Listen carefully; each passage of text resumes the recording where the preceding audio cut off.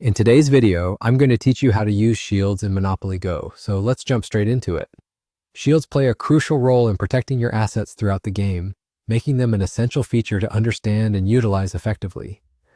To start using shields, you'll first need to obtain them, and there are specific spots on the Monopoly Go board where you can likely find them. You'll often see shield icons on certain spaces, like the income tax area, among various tiles scattered across the board.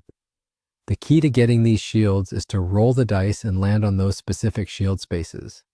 When you do land on a shield space, the number of shields you collect will depend on your multiplier setting at that moment. For instance, if your multiplier is set to 1, you will receive 1 shield.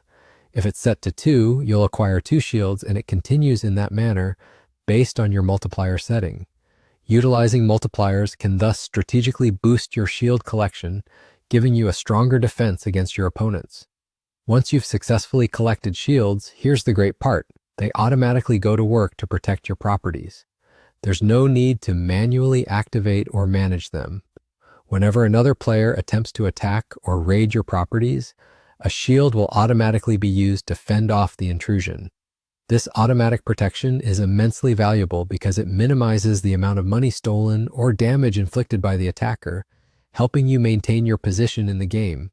It's worth noting that as you continue to play and evolve in Monopoly Go, the number of shields you can hold at once increases.